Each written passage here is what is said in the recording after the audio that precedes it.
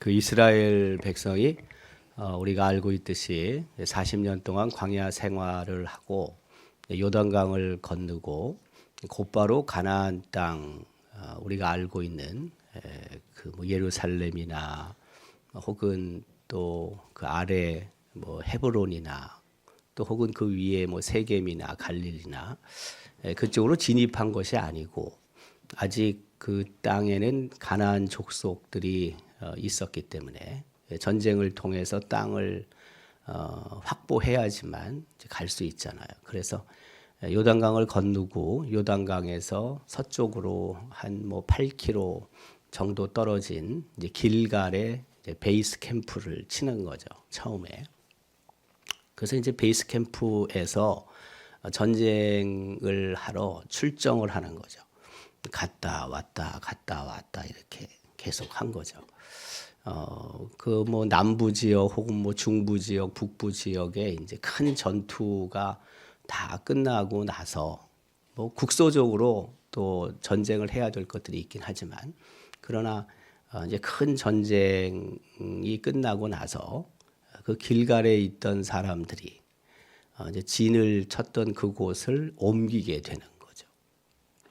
전쟁을 나갈 때는 우리가 알고 있듯이 뭐 애들이나 또 여성들이나 혹은 연세 드신 분들은 뭐 전쟁에 갈 이유가 없잖아요. 그러니까 이제 길갈이라는 곳에 진을 치고 그곳에 머무르는 거죠. 아마 뭐 혹시라도 또 다른 쪽에서 공격을 할 수도 있기 때문에 어떤 일정한 군사들은 그들을 보호했을 가능성도 많이 있습니다. 그러나 대다수의 이제 군사들은 가나안 본 땅으로 들어가서 전쟁을 치룬 거죠. 그리고 이제 큰 전쟁이 다 끝났단 말입니다. 더 이상 뭐 그렇게 위협적인 대규모의 전쟁이 벌어질 가능성이 별로 없다고 생각을 했죠. 그래서 아까 언급한 것처럼 그 길갈이라는 곳에 진을 친 이스라엘 전체 백성들이 실로라는 곳으로 옮겼다고 오늘 본문 1절은 기록하고 있습니다. 이스라엘 자손의 온 회중이 실로에 모여서 거기에 회막을 세웠으며 그 땅은 그들 앞에서 돌아와 정복되었더라고 기록하고 있죠. 그 길갈에서 실로는 이제 서편으로 길갈에서 서편으로 지중해 쪽으로 이제 가나안 본 땅이지만은 뭐 한 30여 킬로 떨어진 곳으로 보통 이제 생각을 하는 곳입니다. 실로가 어떻게 보면 이스라엘 백성이 가나안 땅에 들어와서 그 첫 번째 임시 수도가 된 겁니다. 그리고 이곳에 이제 회막이 세워집니다. 사실 뭐 회막이 있는 곳이 수도라고도 할 수 있죠. 우리가 알고 있지만 이 실로에 있는 회막이 나중에 예루살렘으로 옮겨지지 않습니까? 다윗이 그 회막을 옮기게 되죠. 그게 이제 그런 뜻이 있는 겁니다. 수도 안에는 하나님의 임재를 의미하는 회막, 그것이 존재해야 하는 거죠. 그래야지만 정치적으로나 혹은 신앙적으로 그 땅이 중심지가 되잖아요.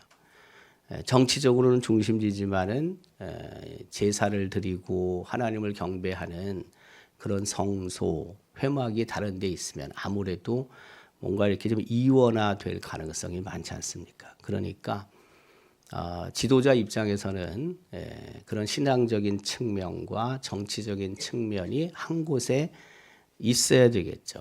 자기도 그 정치적인 중심지 그 땅에 있듯이 역시 하나님 앞에 제사 드리는 그 곳이 그 한 곳에 머물러 있는 것이 여러 부분에 있어서 좋죠.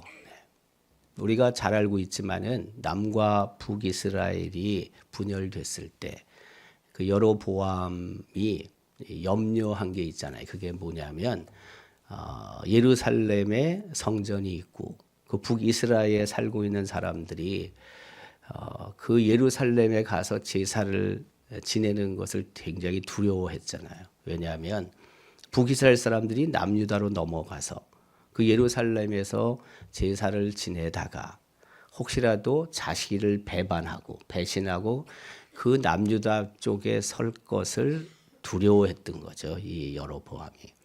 네, 그래서 자기 멋대로 제사 방법도 제사장도 또 성소도 예배 제사를 드리는 그런 예배처도 만드는 거잖아요. 자기 마음대로 만들면 안 되는 건데 그렇게 했지 않습니까? 그래서 오늘 이 본문에는 이제 실로로 이스라엘 백성이 오게 되고 그리고 그곳에 이제 회막을 세우고 그 회막 시대가 성소 실로에서 열리게 되는 겁니다.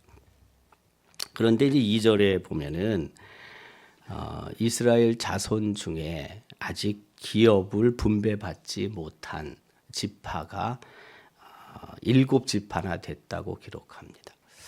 이것도 뭐 우리가 역사적으로 잘 알고 있는 거죠. 뭐냐면 40년 동안 광야 생활하고 요단 동편 땅을 이스라엘이 정복한 후에 그곳에 2개 그리고 반지파에게 땅을 분배했잖아요, 이미. 그러니까 밑에 루벤 지파, 갓 지파, 그리고 위에 므낫세 2분의 1 지파에게 땅을 분배했다고요. 그리고 이제 요단강을 건넌 거거든요. 요단강을 건너서 길갈의 진을 쳤단 말이에요. 근데 아직 그 원래 목적지가 가나안 땅인데 땅을 분배했지만 그 2와 2분의 1 지파가 빠져나가면 가나안에서 전쟁이 좀 어려울 수 있으니까 비록 너희에게 땅을 분배했지만 2와 2분의 1 지파 군대도 함께 가나안 정복에는 참여해야 된다. 이것을 얘기를 했잖아요. 그래서 그 2와 2분의 1 지파가 이제 들어오는 거죠. 같이 전쟁을 하는데 그들은 이미 땅이 분배됐기 때문에 더 이상 요단 서편 가나안 땅에 기업을 분배받을 이유가 없죠. 전쟁만 끝나면 글로 돌아가면 되니까. 그러니까 그 2와 2분의 1 지파를 빼고 나면은 12개 지파 중에서 9와 2분의 1 지파가 되는 거잖아요. 근데 이제 앞에 내용을 보면 그 9와 2분의 1 지파 중에서 2개 지파에게 실제는 2와 2분의 1 지파에게 땅을 먼저 분배한다고요. 그게 유다 지파, 남쪽의 유다 지파, 그리고 중앙 북쪽의 요셉 자손에게 분배를 한다고요. 그 요셉 자손에게 분배를 하는데 그 요셉 자손의 2 아들이 있잖아요. 므낫세와 에브라임 지파가. 근데 그 므낫세 2분의 1 지파 여기 다시 또 므낫세 2분의 1 지파가 남아서 요단 서편의 땅을 분배받아야 되거든요. 근데 하나님께서 요셉 지파에게 요셉 자손에게 땅을 분배하거든요. 따로따로 분배하지 않고 일단 제비를 뽑아서 그리고 자기들이 알아서 이제 나눠 갖는 거죠. 그러니까 중앙 쪽으로 중앙 혹은 중부 북부 쪽으로 요셉 자손이 땅을 분배받고 그다음에 예루살렘 그 아래쪽으로 그 유다 지파가 땅을 분배받는다고. 그러니까 2개 사실은 2와 2분의 1 지파가 빠지는 거죠. 그러니까 9와 2분의 1 지파가 남았는데 2와 2분의 1 지파에게 이미 땅을 분배해서 7개 지파가 땅을 아직 분배받지 못했다고요. 그게 이제 2절이란 말이에요. 그러나 이스라엘 자손 중에 그 기업의 분배를 받지 못한 자가 아직 7지파라고 기록하고 있잖아요. 유다 지파는 앞서 언급한 것처럼 그 이스라엘의 어떻게 보면은 핵심적인 땅, 뭐 나중에 수도가 되는데 예루살렘, 뭐 베들레헴, 헤브론 이런 땅을 분배받고요. 그리고 이제 나중에 보면은 바로 그 위에 유다 바로 지파 위에 베냐민 지파, 단 지파가 가느다랗게 땅을 분배받아요. 아직은 아니지만. 그리고 이제 그 위에가 에브라임 지파예요. 에브라임 지파가 땅을 받고 그 위에 므낫세 2분의 1 지파가 땅을 분배받습니다. 그래서 여러분들이 그 땅을 분배받은 것을 지도로 이렇게 찾아서 보면은 므낫세 지파가 땅을 제일 넓게 잡았어요. 이 위쪽으로. 근데 이제 핵심적인 곳은 어디냐면 에브라임 지파가 받은 땅이에요. 에브라임 지파가 기업으로 받은 땅은요, 중요한 곳이 거기 다 있어요. 실로도 있고요. 우리가 잘 알고 있는 베델도 있고요. 그리고 세겜도 있고 그래요.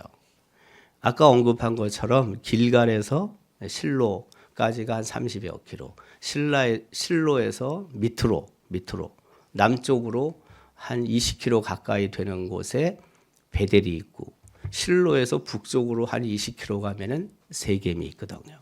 우리가 잘 알고 있는 이 도시들, 세겜, 베델, 뭐 실로, 이곳이 다 에브라임 지파가 차지한 곳이에요. 그리고 이제 그 위에 므낫세가 있다고요. 그러니까 므낫세 지파가 차지한 땅은 성경에 그렇게 유명한 지명들이 별로 없어요. 그러니까 나중에 우리가 알고 있듯이 북이스라엘을 에브라임이라고 부르잖아요. 북이스라엘 땅을 에브라임이라고도 부르거든요.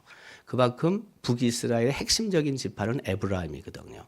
근데 그들이 차지한 땅도 거의 중앙이고, 이스라엘 전체 가나안 땅을 보면 거의 중앙이고, 그리고 중요한 핵심적인 땅 지역들이 다 있어요, 거기에. 자, 근데 어쨌든 그 내용들이 이렇게 언급이 쭉 되고 있는데, 중요한 게 뭐냐면 7지파가 손을 안 써요, 지금. 2개 지파는 분배가 되는데 7개 지파도 땅을 분배받아야 되는데 이들이 영 일을 안 해요. 그래서 이제 3절에 여호수아가 이렇게 언급하잖아요. 여호수아가 이스라엘 자손에게 이르되 너희 조상의 하나님 여호와께서 너희에게 주신 땅을 점령하러 가기를 어느 때까지 지체하겠느냐. 이 내용으로 봤을 때는 아직 모든 땅을 정복한 건 아니라는 거죠. 어떻게 보면은 아직도 조금 싸워야 될 부분들이 있다고도 볼 수 있죠. 사실 실로에 그 많은 사람들이 모여 있다. 뭐 실로가 얼마나 큰지 모르지만 여러분 생각해 보십시오. 얼마나 복잡했겠습니까? 길갈에서 물론 그 많은 사람들이 진을 치고 살아서 좀 익숙해진 건 있다 할지라도, 아니 그 실로를 떠나서 길갈을 떠나서 실로에 왔는데 실로에서도 여전히 조그만 땅에 그 수많은 사람들 함께 살아야 되거든요, 이게. 그리고 지금 그 2개 지파가 2와 2분의 1 지파가 땅을 분배받아서도 나머지 지파들도 여기저기 흩어져 살아야 되는데 그걸 안 하고 있단 말이에요, 지금. 그 이유가 뭘까? 뭐 그때 제가 살지 않아서 잘 모르긴 하지만은 그런 생각도 들어요. 좀 지쳤던 것 같아요, 이 지파도. 왜 7개 지파도 뭐 그동안 계속 전쟁만 했는데 좀 쉬고 싶지 않겠습니까, 여러분? 네. 그러니까 더 이상 뭐 이미 하나님이 가나안 땅을 주셨는데 언젠든 우리가 하면 되지, 이거를 뭐 굳이 뭐 지금 지쳐 죽겠는데 이걸 또 지금 해야 되나, 이런 생각이 들었을 수도 있을 것 같아요. 이미 뭐 다 우리 땅인데 언젠가는 우리가 그곳에 가면은 뭐 그곳에 각 지파들이 가서 살면 되지, 이런 생각도 들었을 것 같아요.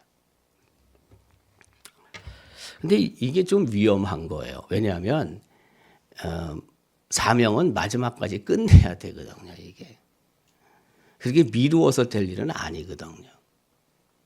하나님께서 우리에게 주신 직분들이 있어요.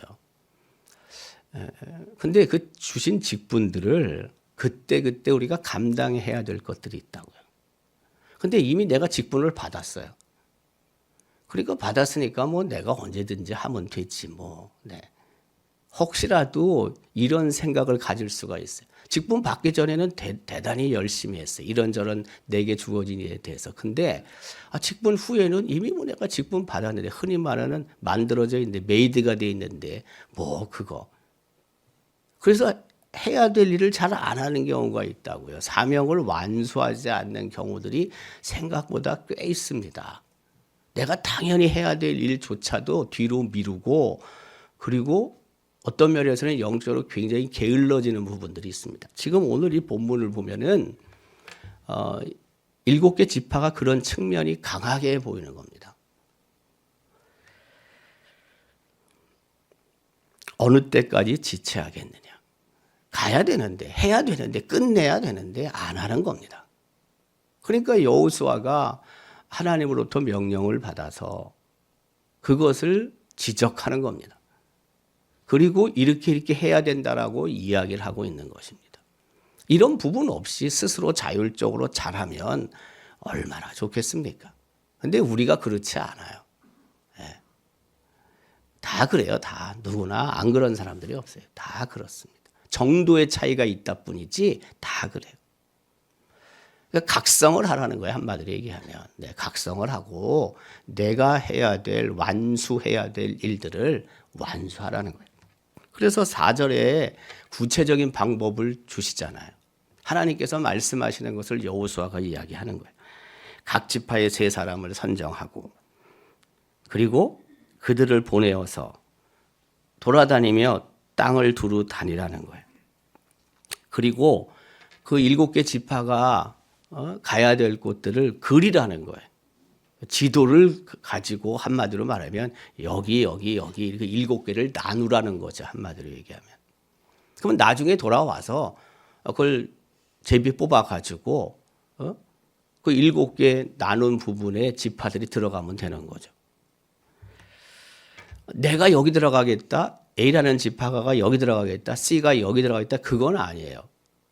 그냥 7개로 나누는 거예요. 왜? 지형에 따라서 뭐 물과 산과 나무, 뭐 논 혹은 뭐 밭 예를 들면 이런 것들을 보고 여기가 한 구역이 되면 좋겠다. 이쪽 구역이면 좋겠다. 이렇게 나눠지잖아요. 왜? 자연적으로 나눠지는 경우도 있고 지형을 보면은 말이에요. 그렇게 7개로 나누라는 거예요. 그리고 돌아오라는 거예요. 그게 5절도 그 내용을 이어가고 있잖아요. 그들이 그 땅을 7부분으로 나누되 유다는 남쪽 자기 지역에 있고 요셉 족속은 북쪽에 있는 그들의 지역에 있다. 2개는 이미 확정이 돼 있기 때문에 2개를 빼고 나머지 땅을 7개로 나누라는 것입니다. 6절에 그 땅을 7부분으로 그려서 이곤대게로 가져오라. 그러면 내가 여기서 너희를 위하여 우리 하나님 여호와 앞에서 제비를 뽑으리라. 그건 결정이 되는 거죠. 끝나는 거죠. 이제 그래야지만. 저는 이 글을 읽으면서 그 전에는 잘 못 봤는데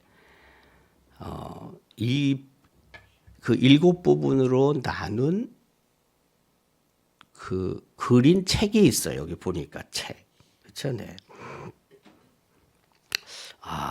이게 지금 살아남으면 참 엄청나겠구나. 네.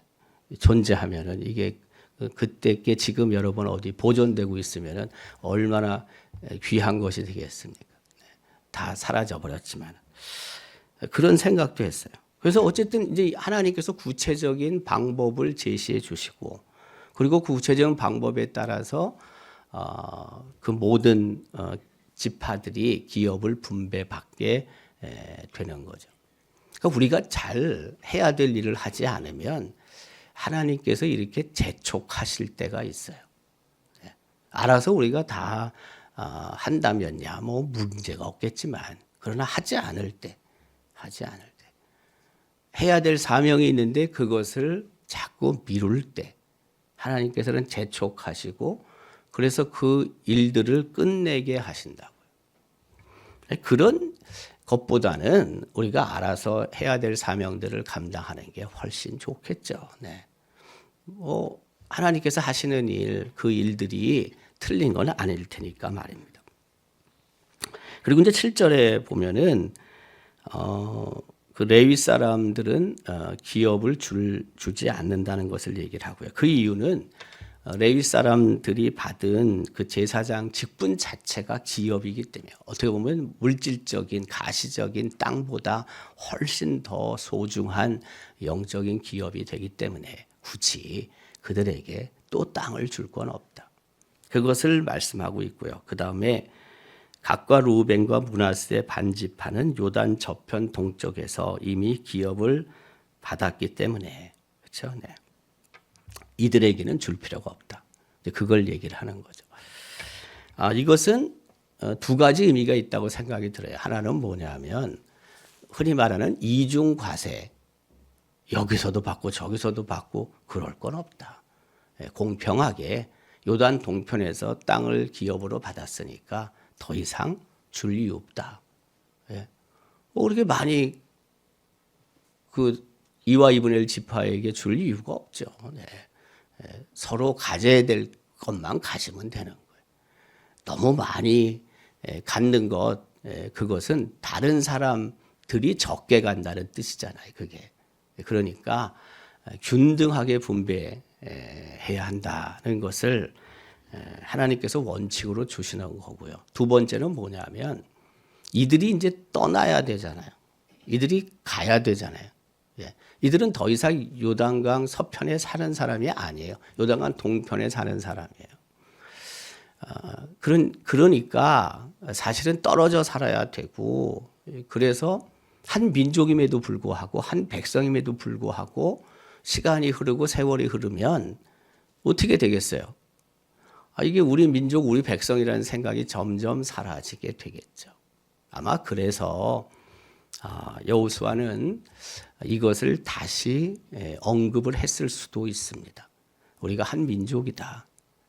비록 떨어져 살지만 요단강이라는 경계선에 따라 동편 서편에 살지만 그럼에도 불구하고 우리는 한 민족 한 백성이다. 잊지 말자. 아마 이것을 상기시키기 위해서 이런 말을 했을 수도 있습니다. 사실 세월이 지나면서 오늘 여호수아가 그런 의미로 말했는지 모르지만 어쨌든 그런 의미로 말을 했다 하더라도 딴 민족이 됩니다. 딴 민족이. 네. 그러니까 이게 거리적으로도 굉장히 중요한 거예요. 너무 멀리 사는 것. 이게 참 형제지간이라 하더라도 세월이 흐르면은 형제가 아닌 딴 사람으로 바뀌게 만드는 것 같아요. 가까이 있는 게 굉장히 중요해요. 애들도 그런 면에서는 끼고 살아야 될 필요도 있어요. 부담은 좀 되지만. 네. 이놈들이 다 멀리 있으면은 너무 멀리 있으면 점점 딴 놈이 되는 거예요. 네. 내 아들, 딸이 아니고 이웃이 되고 그다음부터는 딴 사람이 되는 거예요.